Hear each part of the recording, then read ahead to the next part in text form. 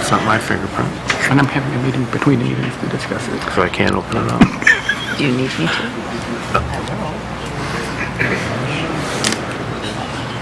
Boulder Drive.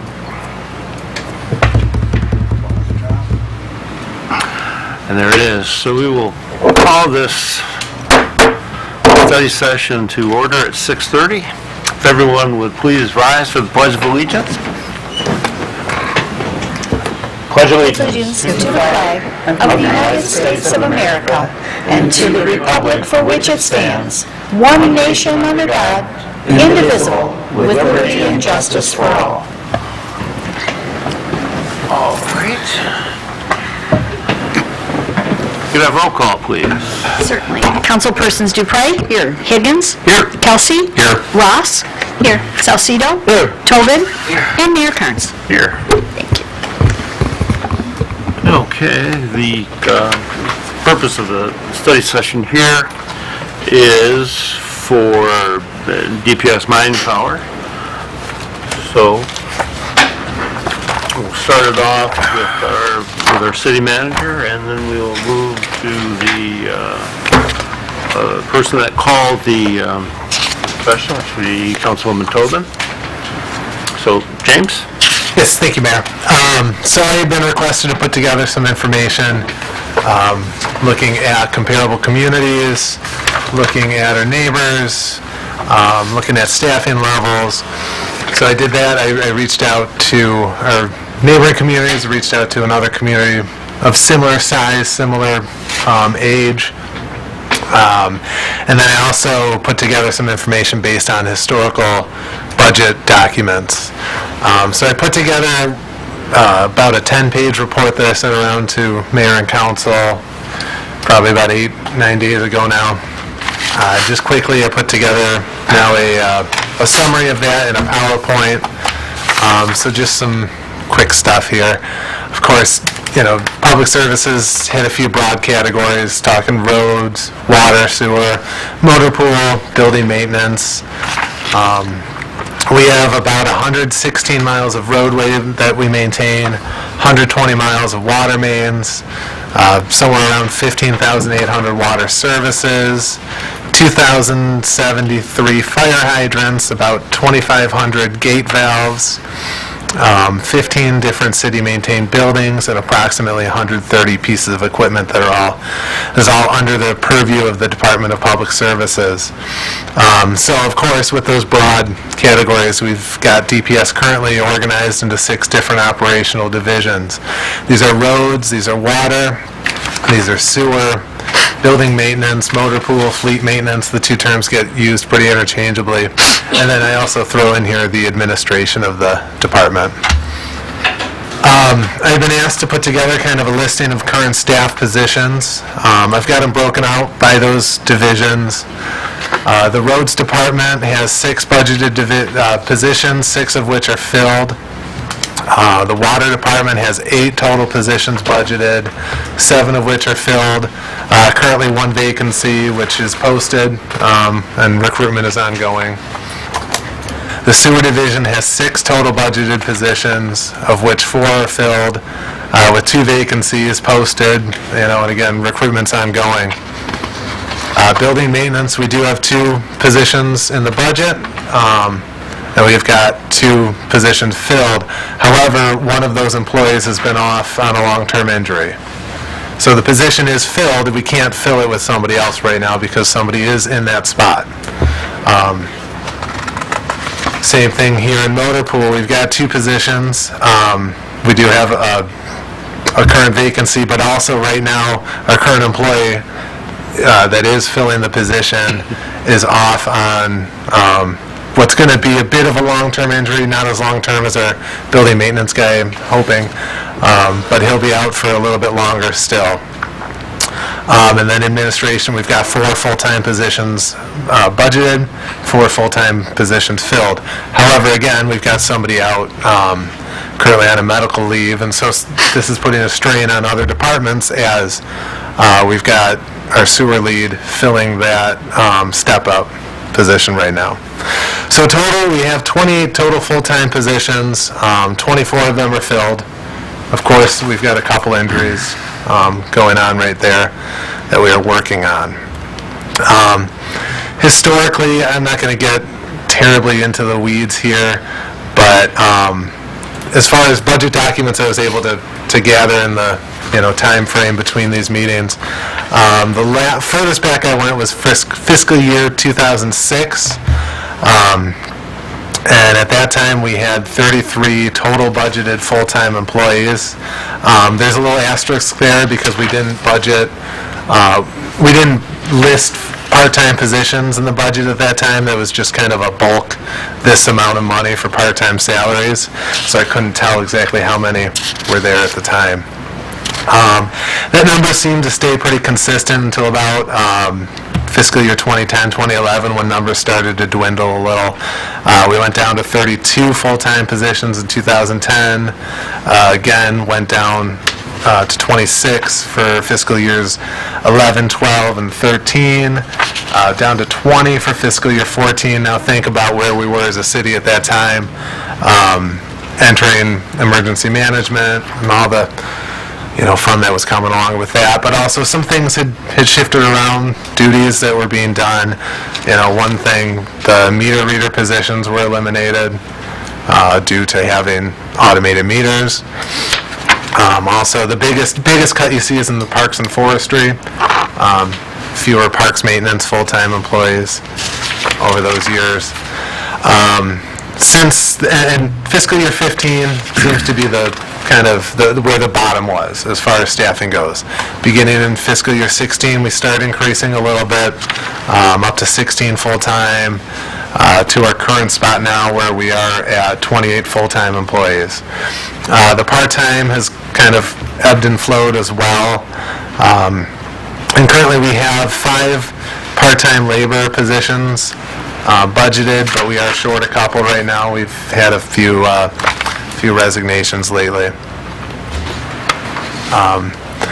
So just kind of a couple issues that have been facing the DPS lately, and I do want to make a specific distinction here between short-staffed versus understaffed. Understaffed is kind of a situation that describes an intentional policy decision to provide fewer employees than required. So essentially saying you've got 24 guys this year, we're going to cut your staff to 22 even though we think you're going to still need 24 to do the job, right? Kind of the do more with less mentality. Short-staffed is a temporary condition that's caused by turnover, caused by injuries, vacations, or something that's going on that causes a short-term issue with manpower. So just kind of looking at some of the things that have been going on. Turnover has been pretty high the last couple of years in the department.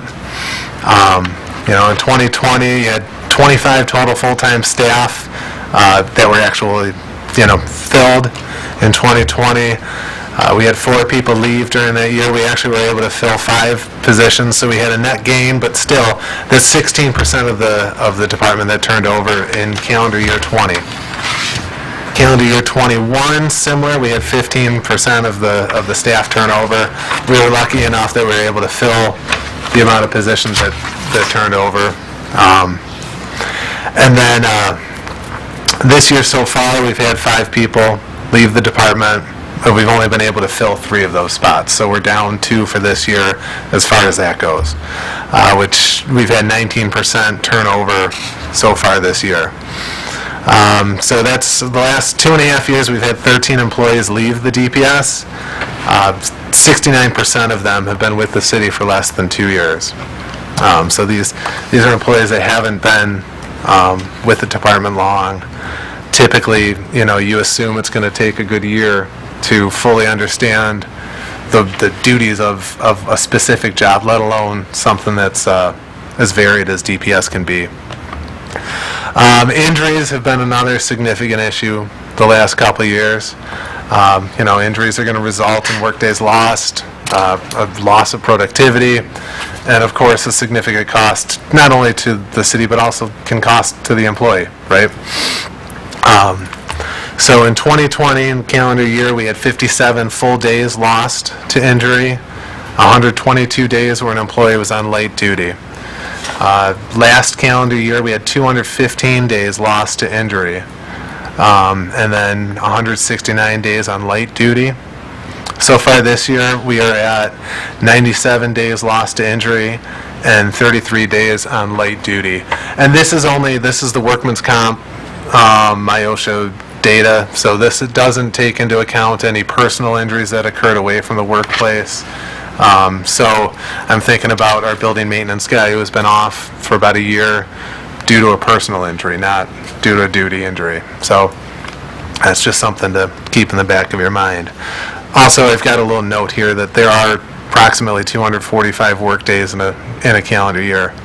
So if you've got 215 days lost to injury, that's almost one person gone all year. Another thing that can lead to short staffing is use of paid time off, PTO, especially when it comes to things that are unscheduled, such as sick time. And of course, people get sick, that's no fault of their own. But it does contribute to a short staff situation when you can't plan around it. Vacation time can, of course, cause some short staffing, but typically the administration can take the time to plan around that, knowing if they're going to be short a day, they can try and plan jobs that don't require as many people. So just kind of so far, looking back in the last fiscal year, the amount of used time amount of leave time that was used turned out to about 592 days of leave time. And that's almost evenly split between sick and vacation, really, when you get down to it, with 223 full days of sick time used and 248 vacation days. Also in there, we do have what we've titled the COVID bank.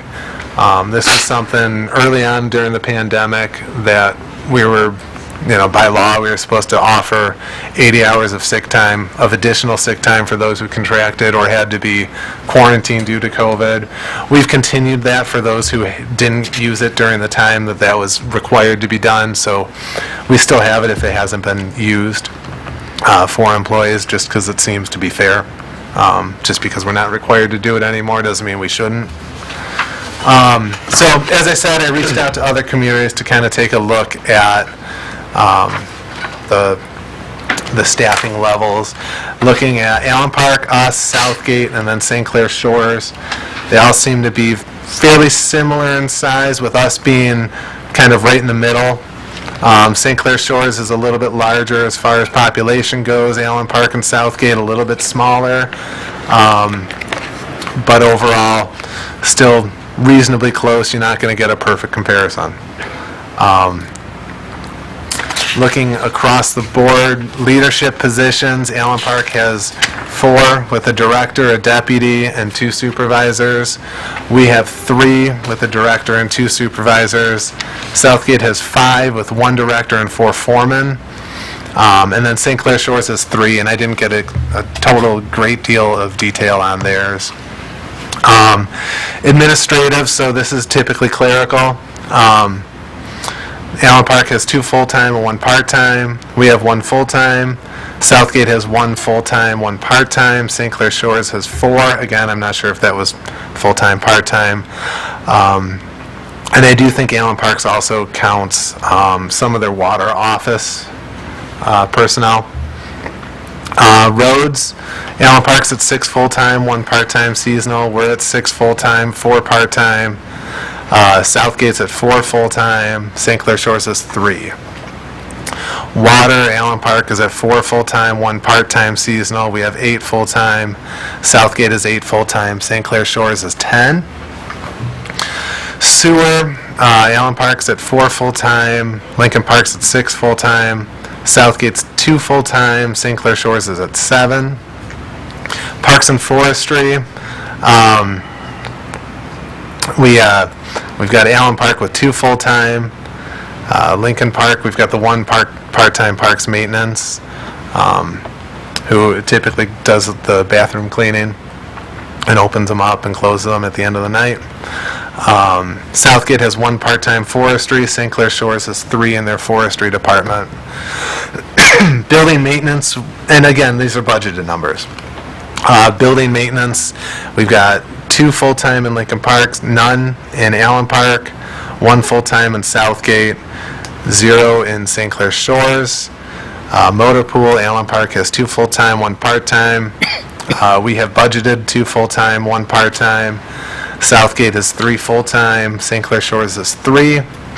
So the total full-time across these cities, Allen Park has 26 full-time with 26 of them filled. We have 28 budgeted with 24 filled, 26 in Southgate with 24 filled, and then 33 with 26 filled in St. Clair Shores. Now, of course, that means nothing without understanding the different services provided by the different communities. Part of the reason I selected these communities is the services provided are reasonably similar. However, where we contract our tree service and grass cutting, Allen Park doesn't contract any of that. Southgate does contract both tree service and grass cutting, and in St. Clair Shores, they're very similar to Allen Park, but they do kind of a combination with tree service. So their guys do some of it's contracted. It just depends on the day. So essentially, that was kind of a brief overview of the report I put together for you guys. Were there any requests for the changes as you went through the budgeting process this year? I don't specifically recall any changes or requests this year. Okay. So we'll move right into Councilwoman Tobin as the requester. Okay, so I've got a few things. First, I requested this meeting because I go down and I talk to DPS and I talk to the workers and I talk to the director, and it seems that there is some kind of gap between the communication between them and the city manager and how they want to get some things done. I also see that the scheduling is a problem, that things aren't being scheduled properly. These guys are trying to get work done and they're short people. It's very frustrating for them. You mentioned that administrative person. Now, we had 2 part-times that was 50 hours a week, and we bumped that down to 1 full-time at 40 hours a week. So we've lost 10 hours of time there and only 1 person to do it. I think that is an issue. I think that makes it harder to get everything done, to keep track of things when you're losing 10 hours of hours to get things done, and it's all falling on 1 person with 10 hours left and not a second hand in there. If I may, while we had 50 hours a week budgeted, I don't believe we often received 50 hours a week from the 2 part-time. So, and looking back at what you sent us, like in 2006, what we were budgeted for and how many we had, like on roads, we had 9. 2006 was a long time ago. Our roads are in a lot worse condition now. And we're at 6 now for the roads. I'm trying to understand how in 2006, 9 people taking care of our roads, and the condition that they've gone from 2006 to 2022, and now there's 6 people working on the roads, and the road maintenance guys are getting pulled from taking care of the roads to cover other areas that need to be done because we're short-staffed, as people are out sick. We haven't been able to hire people. So I don't see how that's helping us keep things in line with what needs to be done, and it feels like we're falling farther behind on maintenance to the roads because of that situation. I mean, I could be wrong. I'm looking for answers here. I know these guys are out there trying to do everything that they can, but it seems like they start and they have to stop, or they get pulled to go do something else, so they're not getting much accomplished, as much that we would expect or we would like to see, or the community would like to see done. And then that I also have with, speaking with them, they honestly are very frustrated because they don't feel that they are being heard, they are being listened to. I know that I've been told numerous times, and they're here, that have told me this, that they ask for overtime on the weekends to get the roads and do the potholes and that they are forever being told, no, you can't use the overtime. I'd like an explanation as to why. I have no explanation because I haven't been asked for overtime. If I'm asked for it, I typically approve it. Okay. Have you considered, like we have our mechanic is out now, and he's going to be out for quite some time, so we have nobody in motor pool. Have you considered maybe, since we can't fill the position, and we have an open position we haven't been able to fill, have you considered maybe looking for a temporary, or going to a service to fill this position, or our one employee that's been out for over a year, going and getting someone to temporarily fill that position to cover that, so we have the workers, so we're not pulling everybody off, so they can continue to get things done? But I would touch on that they've had positions out there advertised and they haven't been able to fill the full-time positions, so even... Right, but right now with nobody there, we need to come to some kind of, with nobody in motor pool, we need something. Yeah, when we found out that our mechanic was going to be out for a while, John Kazoo, myself, Chief Waters, Chief Prins all sat down to come up with plans to make sure nothing got missed. We're utilizing local mechanics, we're utilizing what would be essentially national mechanics to try and make sure everything's taken care of. And how is that, as far as what our budget is budgeted for that, how much is that going to affect our budget by using these outside? It's, of course, going to cost more, but a lot of these things, especially on some of the bigger stuff, we have to send it out anyway, and we're already paying for that. So if we're going to spend a little more now on some of the routine stuff, the oil changes, et cetera, because we can't do it in-house right now. Okay. I just think that, looking at your graphs that you've given us, going back to 2006, and how many full-time employees we had then compared to what we have now, it's only a difference of 5. And we had Parks and Forestry back then, we don't have it now. But I continually hear that they're able to make progress in what they want to get done and what they're trying to get done, because there's not enough manpower, and they have to keep moving people around to different areas, so they can't really focus on accomplishing one thing that they want to do. Or if they can get it done, it's taking twice the time or 3 times the amount of time to actually get it done. I think that it really needs to be looked at, that the staff needs to be increased, the scheduling needs to be handled better, and we need to look maybe at outside help coming in. If you look at like our sweepers came out, 5 weeks ago? They've been out on the road now. And my trash day is on Monday. Well, the first day they came out, they were on electric 2 blocks from my house. 5 weeks later, my street has yet to be swept. That's not good. That's not a good thing. So if that's, which is one of the first routes, isn't getting done, how much more of the city isn't getting done, and how far behind are we? And what can we do to give these guys a break to get this stuff done and make it easier and work relationships so their morale and everything is better for them? Well, one, that they've been reporting to the supervisors and going to the department head with this information. They have. Okay, well, it's not making it to city management that I'm aware of. So if there's problems with scheduling and training and assessing that, then that needs to go to the department head, right? And if the department head isn't taking care of that, or if there's issues there, then they should be coming to the city manager with it.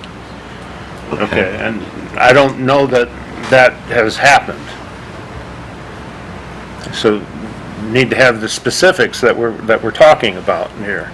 If there's times where people are pulled off from that, well then we need to know that. If we're going piecemeal from there being on the roads, they're being called for this over here and then called to something else, not able to complete it, then we need to know that, when it is and what's the case. And So at the end of this, they'll be able to speak if they want. They can address this issue? Because this needs to come out. They need to communicate, John needs to communicate, and for some reason, it's getting to a lot of us, but it's not getting to you. And I want this resolved. We can ask the DPS director, John. I direct your questions directly to him on those. Okay. John, can you help with this, please?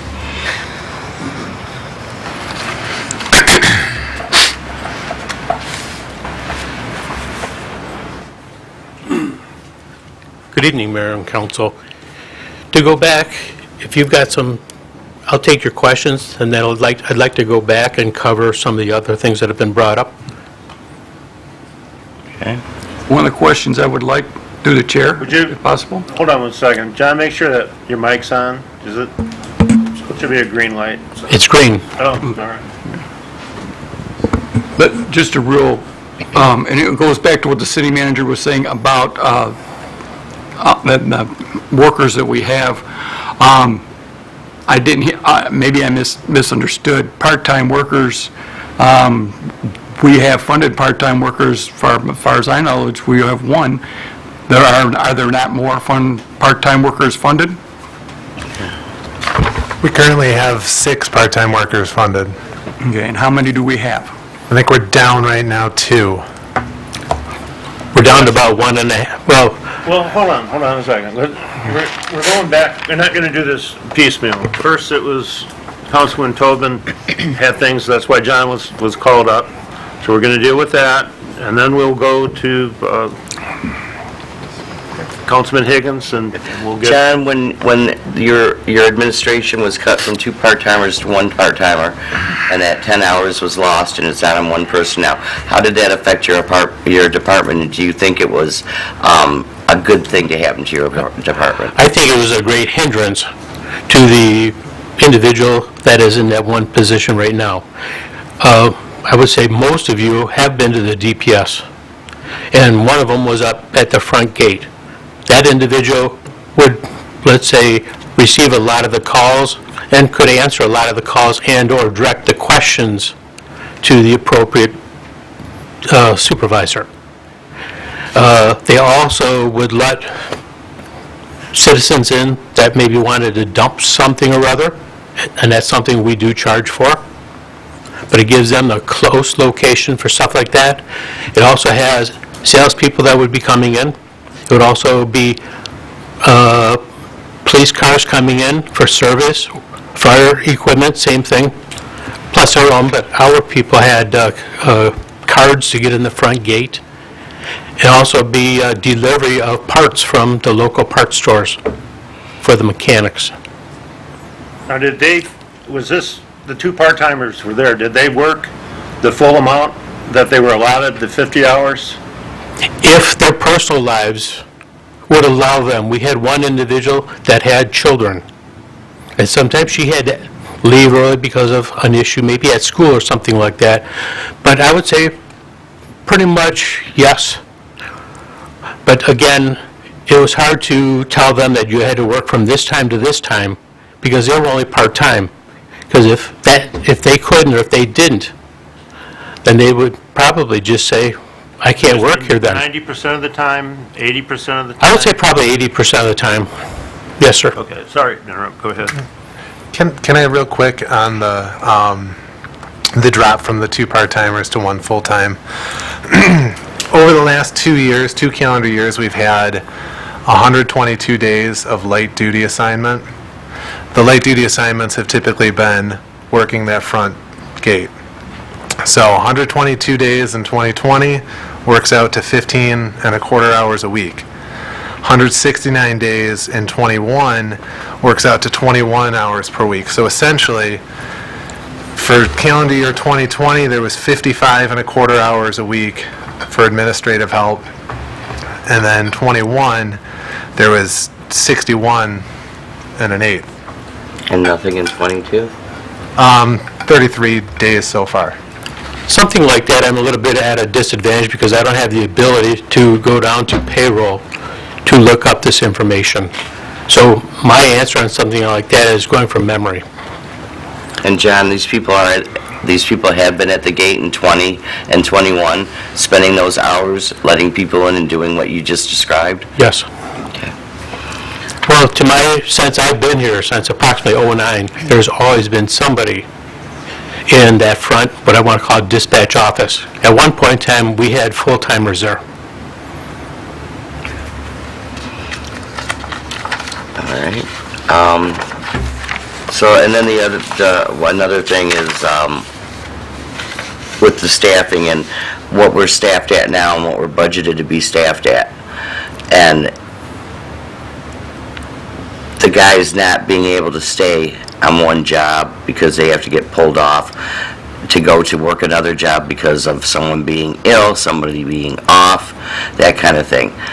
How is that affecting you to get things done? If you would give me the ability, I'd like to back up a little bit.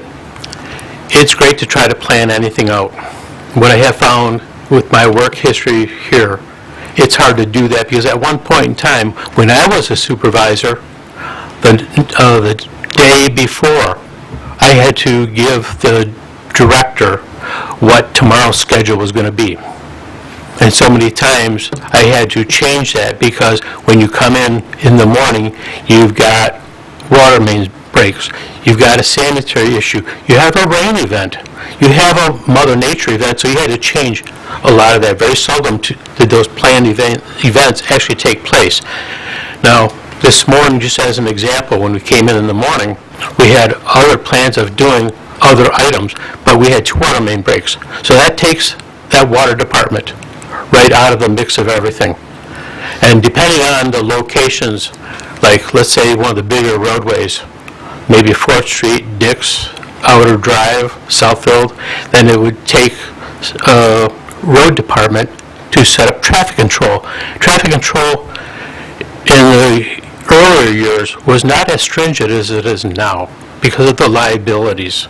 And also those that were the owners or still are the owners of those roadways, they're mandating that everything be done according to the mutual traffic control manual. That way, if there is an incident, everybody can say, yes, traffic control was set up as it should be, and so the error was not on, let's say, our side, but maybe the motoring public side.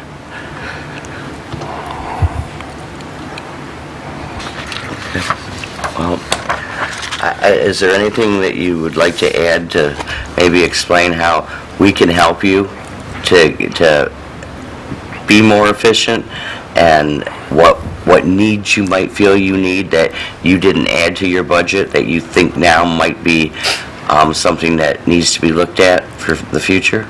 Well, just to start off, since I have been here, I've never had the ability to put in for manpower. That has always been something that's been done by the city manager. I've never had that ability. I've always talked about getting additional manpower. But I also, just like Mr. Krzan, when he put together his report, he gave me the ability to see that report because he sent it to myself and my 2 supervisors so we could look at it also. And I also checked with the other communities. And as he's already stated, most communities are set up physically the same. The difference is, in my opinion, is the amount of work placed on each person. And let me use water mains as an example. When I checked with St. Clair Shores typically has 140 water main breaks a year. But they have significantly more miles of water main than what we do. I checked with Allen Park. Allen Park has about 1/3 of what we have. Southgate is a little bit less than half of what we have. So there's added burden right there on the present staff.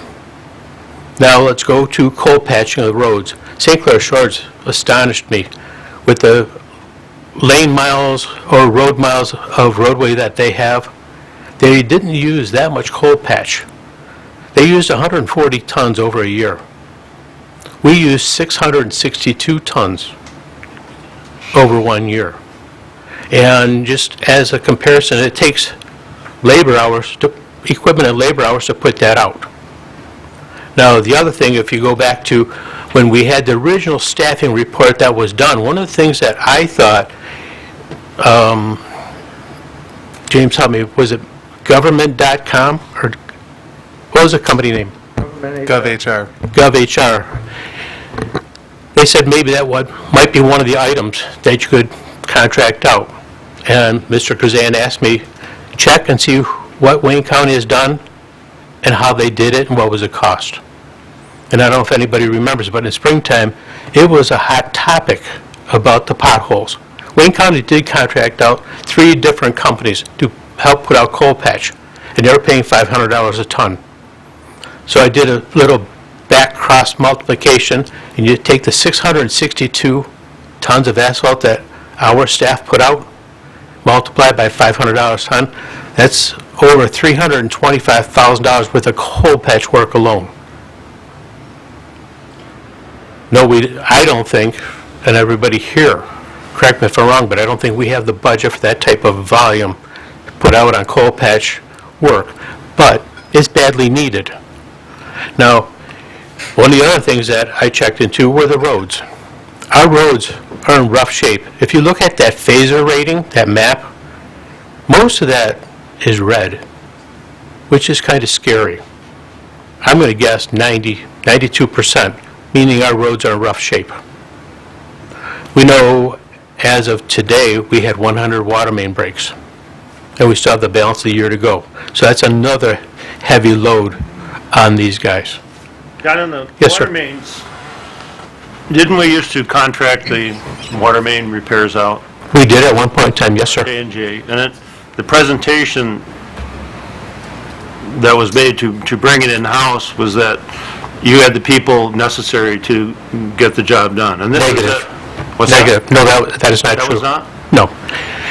I did a lot with the city manager, emergency manager, bring it back in-house. And let me go through my recollection of it. Well, I'll review the past meeting, that's fine, but that was the way that I understood was that, and from the podium that you're at now, that you wanted to bring it in-house because we had the people that can do it, and you wanted to have overtime and everything that went with that, I mean, to put it with our people, because we had the equipment. But it was my understanding that you said that you had the people to get things done. I think, did we add people at that time? You did. What year was that? It's been 5-6 years, but a couple were added at that time to aid with that, right? 5 people. Yes. For the water main breaks, yes, sir. Yes. For water department. But let me go back and, because I looked at that information. At that point in time, we were hiring out to an outside company, and the first year we spent approximately $750,000, $775,000 for water main breaks. The second year was approximately $450,000. Added the two together, came up with an average, and figured if we brought 5 water people in, that we could save the city approximately $400,000 a year.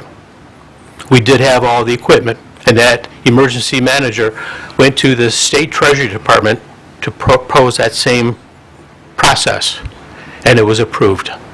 And then the city manager that followed the emergency manager gave us 1 additional water person. So that was a cost savings by bringing it back in. Yes, sir. Okay, I'll review that. I didn't want to go, Councilman Higgins, you had something, right?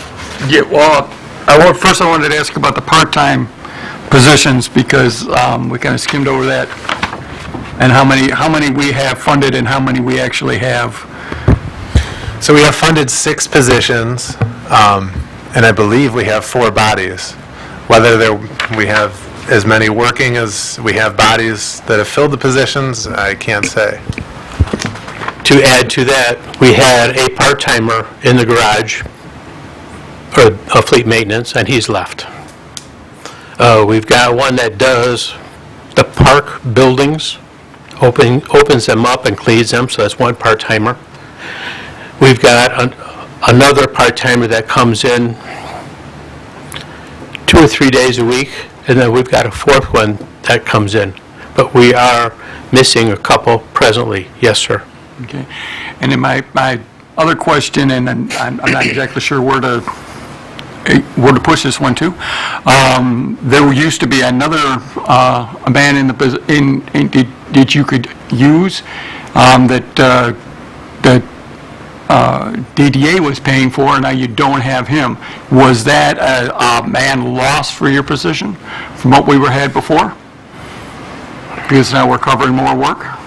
To answer that, we presently have one individual who used to work for the DDA. And in the summer, in talking to him just about 3 or 4 weeks ago, specifically on that, he's done coal patching for the DDA.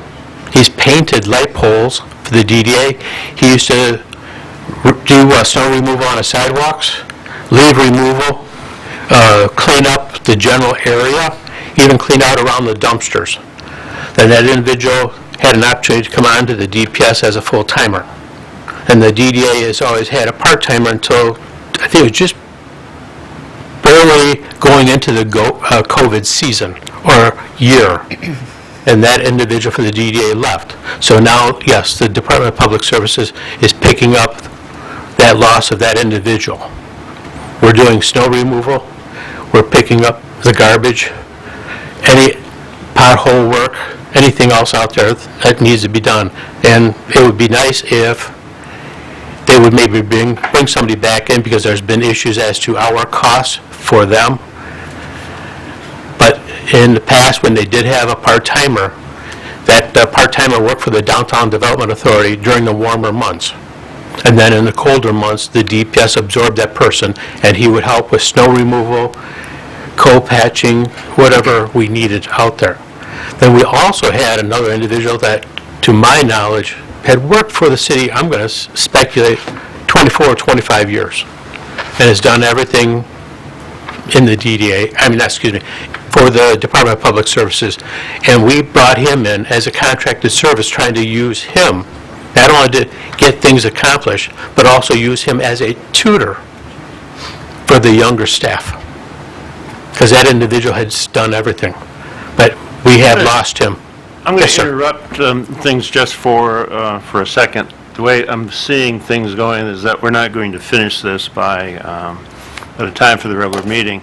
So we'll be moving to continue this on August 1st, the Monday. But since we have the DPS folks here, the workers here, I'd like to hear from them while they're here. So the next 15 minutes or so, we will hear from representatives of DPS if they want to talk, explain the situation, or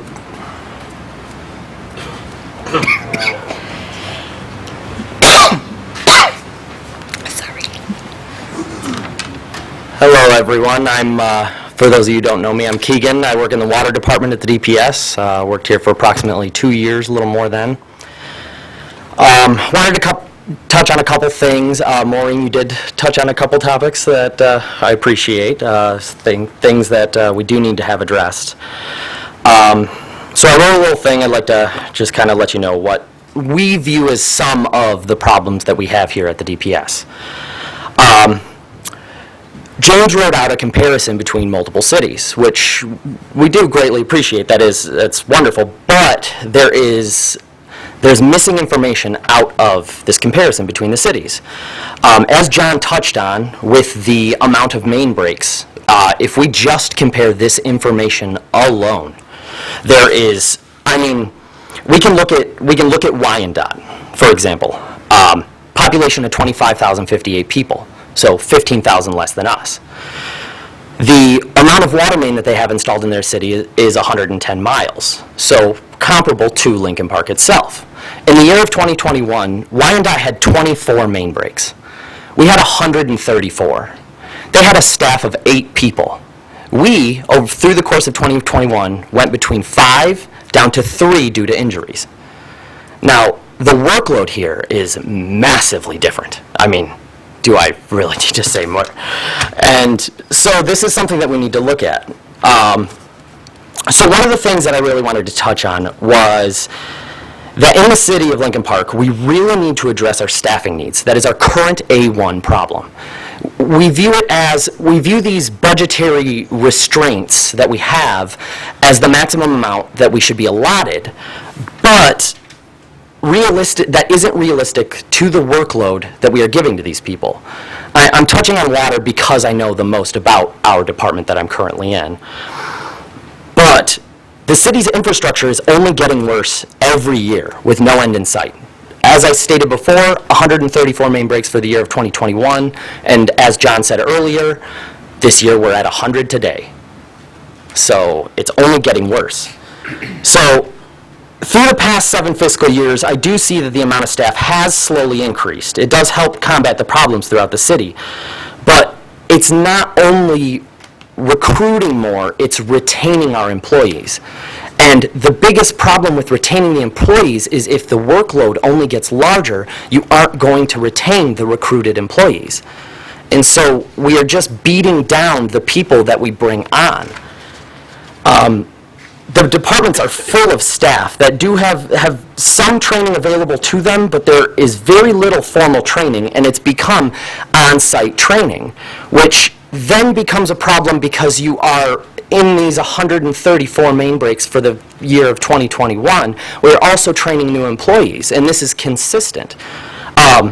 We are also consistently understaffed due to the amount of times that we are taken from position to another position. I know through my years, I've been in every single department, every single one. I work on water, but I do every single job at the DPS because we have to. We don't have the required personnel. As it was touched on earlier, I mean, we put these budgetary restraints in, but like Maureen said, if we look at motor pool specifically, if we get ahead of things like that, where we gain the employees ahead of time, then we don't need to look at a position that we're in right now. Because if we are to outsource, outsource the brakes, outsource the oil changes, outsource welding jobs, I can tell you right now that that's going to surpass our budgetary restraints by far. And so getting ahead of it by getting these employees and retaining them and trying to get ahead of the problem is going to, in the end, we're going to be in a better financial position because we are getting ahead of it. As John just said, $750,000 for repairing the water mains. We are already getting ahead of that. So we need to stay ahead of that, and we need to continue trying to get these people on board. That's really all I wanted to touch on. I mean, if there's any questions or anything you have for me. No? Folks, or we'll hear from more? Anyone else wish to be heard?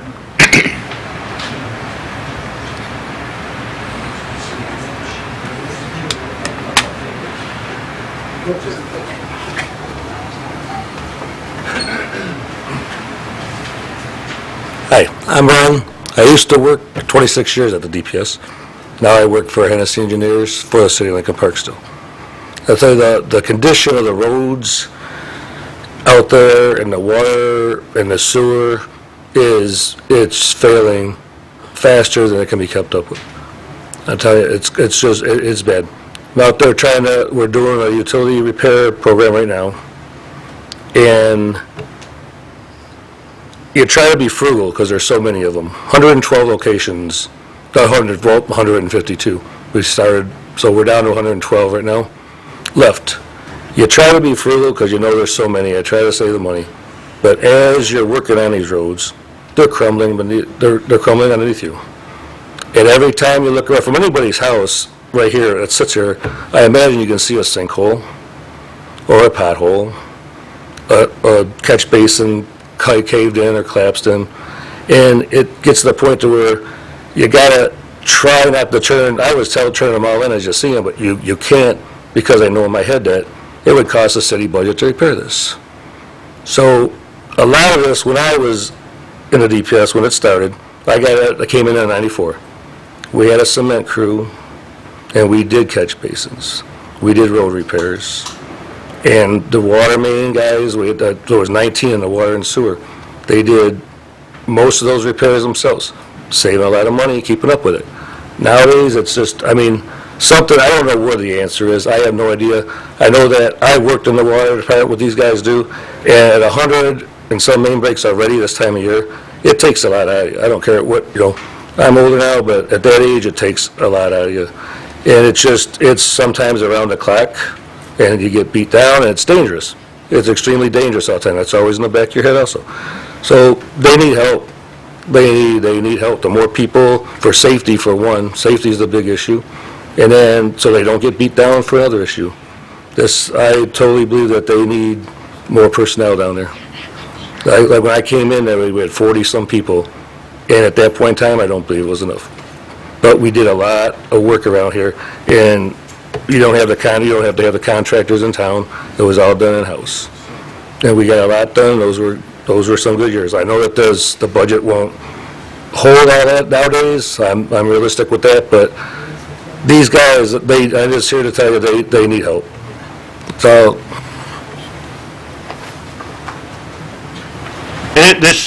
I'm looking for DPS workers. Go ahead. Sure.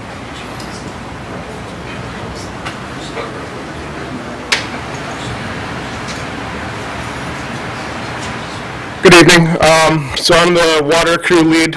I'm the one trying to figure out what we do each and every day, scheduling around the water main breaks and trying to figure out our services, just the day-to-day. In short, I want to try to keep contractors out. I want to try to keep the water repairs and all that type of stuff in-house. It's cheaper. We have a better idea of what's going on. We can see the jobs. We had previous contractors come in before, and there's certain areas that we just don't have information on. Just keeping you guys informed of what we deal with. Certain streets just north of here, we are unable to get water shutdowns, such and such. As far as the workload goes, there has been a big increase. At least since I've been here for about 4 or 5 years. As far as the workload goes, I don't think the issue is the amount of water people. I believe it's just the amount of, it's the jobs day to day. I've had guys pulled off of my crew to go do road repair because it was an issue. Hey, there's a big pothole. I mean, we get it. It just sucks having 2 less guys, 3 less guys to go do something that's not, in our plan for the day. Just another emergency that pops up. I think that's at least one of the issues. I know we're talking around it a lot. With no real solution aside from, hey, just hire more people, this and that. But it's just something to think about, especially when, hey, why is this taking so long? Or they only have X amount of people. This is just the day-to-day. This is what's happening. We're getting pooled to go do other stuff, various other things. The amount of people that I pool, like myself, I take the sewer guys a lot. When it comes to just the safety of digging a hole, sometimes it's easier to use our gap vacs, primary sewer machine, just because trying to not hit, let's say, fiber optic line that cost $130,000 to repair just from touching it with a machine. Kind of just beating around the bush at this point, but What's your that's first name? I'm sorry. Justin. Justin? Yes. What, now your crew, you guys get regular training in that and safety training and stuff? 'Cause So- what concerns me is the amount of injuries, the work-related injuries that have been happening. So we try to keep things as safe as possible. Road guard vests, helmets when needed. As far as training, a lot of it is on the site training, sir. I know, just a small example, we have 2 new guys, less than 6 months. Kind of put them through the ringer just to keep them focused. There have been accidents in many other states, different cities. You hear people going down in holes and not coming back out just from walls collapsing, such and such. We do little drills like that. Hey, get up, get out the ladder, or get on the ladder, get out of the hole, this and that. Proves somewhat effective. But as far as like actual training, I have to say the most that I've seen is like confined space training, just the here's and there like actual classes and courses. But other than that, a lot of it is on site. But I mean that's pretty much all I have. Okay, thank you. Thank you. Anyone else from the DPS come on up?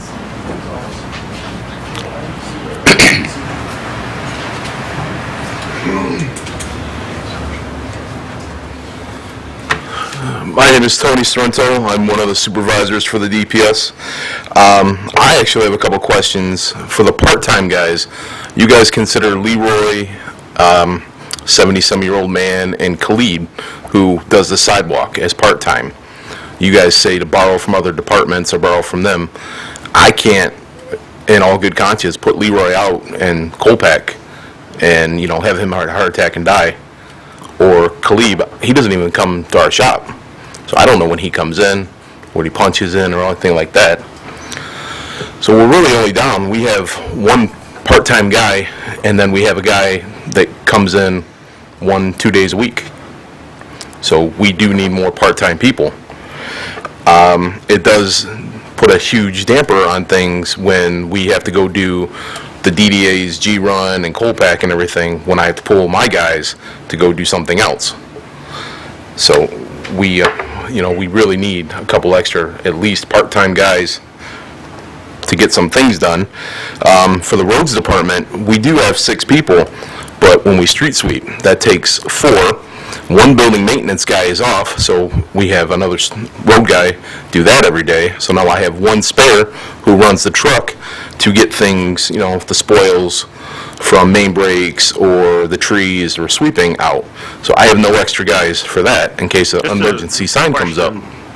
My ignorance, why does it take 4 to do the 2 sweepers? 2 to run the sweepers, Okay. and 2 to dump into the sweepers. Each truck has a follower that dumps into it.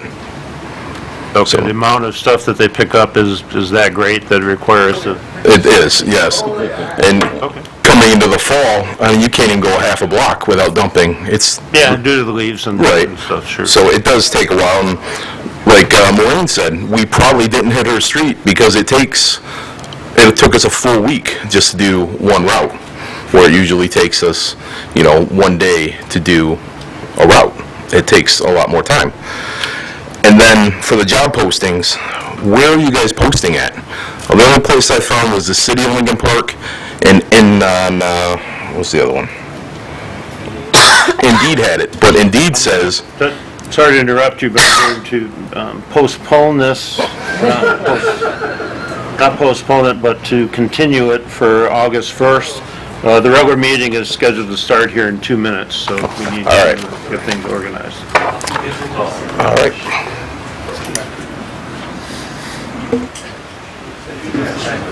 Being that this is paused, to be continued at 6:30, August 1st. And we are adjourned right now, so if you guys need to take a minute, please be back in a minute.